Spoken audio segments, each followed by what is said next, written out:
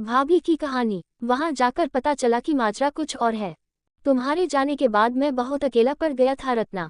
Doctor होने के नाते तुम समझ सकती हो कि पेट की तरह तन की भी भूख होती है। दिन रात गोरी नर्सों का साथ, जिन्हें मर्यादा उल्लंघन का कोई भय नहीं। समस्या तब हुई जब माथा गर्भवती हो गई और उसने बहुत दिनों तक ये बात छुपाए रख। उसकी योजना ये थी कि वह इसी बात का दबाव डालकर डॉक्टर से विवाह कर लेगी। विवाह न करने पर वह बच्चे को अनाथालय में डाल देगी। उसने ऐसी धमकी भी दी। इनके विवाहित होने की बात न तो उसने पूछी और न ही इन्होंने कभी बताई। ऐसा नहीं कि इनकी कोई गलती नहीं थी। माथा कितनी भी आज़ाद ख्याल हो, गलती तो दोनों की ही थी। अपने विवाहित होने की बात छिपा जाने के कारण इनकी कुछ अधिक ही थी। बहुत असमंजस में पड़ गई मैं। निर्णय लेना आसान नहीं था। उस दिन तक मुझे इनसे कोई शिकायत नहीं रही। अच्छी पट्टी थी हमारी, ठीक दो मित्रों की तरह। तभी शायद इन्होंने अपनी समस्या मुझे बताई भी और मुझसे सहायता की अपेक्षा भी रखी। इनका बच्चा किसी अनाथालय में पले, वह सच बहुत कड़वा था। पर उससे भी कठिन यह विचार मात्र था कि मैं उस बच्चे को पालूं। उसे देख देख तमाम उम्र इनकी बेवफाई की याद ताज़ा रखूं। उस अपराध की सज़ा भुगतूं जो मैंने किया ही नहीं, अपितु जुल्म तो मेरे साथ हुआ था। ये कहना कि मैंने जी बहुत कड़ा करके निर्णय लिया बहुत नाकाफी है उस मनस्थिति को समझने के लिए जिससे मैं उस समय गुजर रही थी। लगता था मैंने अपने मन को किसी जंजीर से बांधकर आदेश दिया है कि पड़े रहो चुपचाप, भावशून्य होकर। विरोध स्वरूप वह जब भी हिला डुला तो जख्मों पर जंजीर की रगड़ को महसूस किया मैंने। अनेक बार अपने निर्णय पर डगमगाई।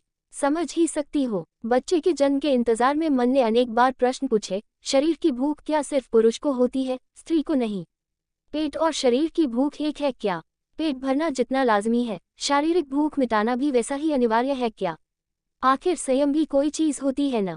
पेट भरने के लिए कोरे संयम से काम नहीं चल सकता। पर दैहिक भूख, उसे नहीं मिटाया तो मृत्यु हो जाएगी क्या? फिर भी बच्चा तो निर्दोष था, इन्हीं का अंश था वह। उसे अनाथालय में डालकर क्या उसके पिता निश्चिंत रह पाएंगे? क्या मैं चैन की नींद सो पाऊंगी? माथा की धमकी कोरी धमकी नहीं थी, इतना तो वहां की संस्कृति में 3 वर्ष रहकर मैं भी जान ही चुकी थी। अपने मंसूबे में यहाँ सफल हो उसे एक नया जीवन साथी तलाशना था। वह इस बंधन को क्यों स्वीकारती? किसी पुरुष की नज़र सदैव इधर उधर भटकती रहती हो तो निश्चय ही वह दंड का अधिकारी है। इनसे ऐसा पहली बार हुआ था और इतना तो मुझे विश्वास है कि फिर दोहराया नहीं जाएगा। उस पर मेरे जीवन का हिस्सा, मेरे बच्चों के पिता थे वह। जितनी ज़रूरत इनको मेरी थी उतनी मुझे भी थी उनकी। यूं कहो कि मस्तिष्क की हृदय पर विजय हुई थी। सिर्फ कमल को मैंने अपना हमराज बनाया। उससे कहा कि वह परिवार में यह अफवाह फैला दे कि मैं फिर से गर्भवती हूँ। मम्मी पापा को भी सच बताने की ज़रूरत नहीं। नवजात शिशु को लेकर तुरंत भी नहीं लौट सकते थे, अतः कुछ माह और वहीं रुकना पड़ा।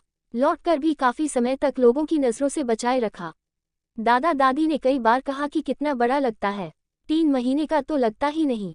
पर इसका श्रेय वह विदेश के खानपान और जलवायु को देते। कमजोर नजरें देखने में और कमजोर मस्तिष्क महीनों का हिसाब लगाने में गड़बड़ा जाता।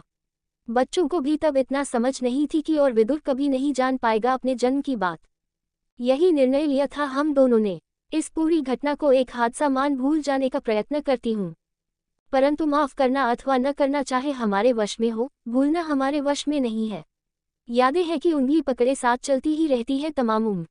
न चाहने पर भी निश्चय तो यही किया था कि किसी को नहीं बताऊंगी ये सब, पर आज मुंह से निकल ही गई। परंतु तुमसे बात करके आज बहुत हल्का महसूस कर रही हूँ मैं। अब तो ये भी सब गिले शिकवों से दूर जा चुके हैं। विदुर को पालते पालते सच उस पर ममता उमड़ आई है। ये भी तो मेरी तरह निर्दोष ही है। शायद यही सूत्र मुझे उससे बांधता है। इतना कहकर खामोश हो गई जीजी। मैं भी मौन रही। क्या कहती? समझ रही थी उनका दर्द, परंतु बहुत बार ही तो मन की बात कह पाने में असमर्थ होते हैं शब्द। मुझसे छोटी होती तो उन्हें आलिंगन में ले उनका सारा दर्द पी जाने का प्रयास करती, पर संकोच कर गई। मैंने उन्हें सदैव बड़ी बहन सा सम्मान दिया है। उम्र समझदारी सब में मुझसे बढ़कर थी। अपना हाथ बढ़ाकर उनके हाथ पर रख दिया। चाह कर भी कुछ नहीं कह पाई। हम दोनों ही मौन थे, परंतु भीतर तो विचार प्रवाहमान थे। अनेक बार सुनी कृष्ण की जन्म कथा याद हो आई। नवजात शिशु को यशोदा की गोद में डाल आए थे स्वयं वासुदेव। यशोदा ने उन्हें पाला पोसा, माँ का संपूर्ण दुलार दिया और यशोदा नंदन ही कहलाए कृष्ण।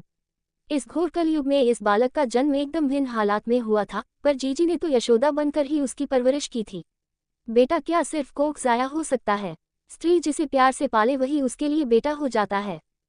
किंतु नंद भार्या यशोदा ने कृष्ण मुख देखकर अपने हृदय में कांटे की तीखी चुभन कभी महसूस न की होगी। जबकि रत्ना जीजी के जख्मों से रिसता खून अभी सूखने भी न पाया होगा कि सारी पीड़ा अंतस में समेत उन्होंने अपने चेहरे पर मुस्कान ओढ़ी होगी। बच्चों के संग सामान्य व्यवहार किया होगा। पुत्र जन्म के मुबारक हंसकर स्वीकार किए होंगे। कैसी कठिन परीक्षा दी दीदी आपने। अति विशाल है स्त्री तेरा हृदय, जो पुरुष का ऐसा अपराध भी क्षमा कर सकता है। यूं तो बहुत बदनाम है सौतेली माँ का नाम, परंतु ऐसी स्त्रियां भी हैं जिन्होंने पराई कोख जाए बच्चे को सीने से लगाया है, माँ सा ही ममत्व दिया है। ऐसी हर स्त्री महान है और मैं नतमस्तक हूँ सामने बैठी अपनी रत्ना जीजी के आगे। ऐसे ही वीडियो देखने के लिए हमारे चैनल को लाइक एंड सब्सक्राइब करें। Thanks for watching.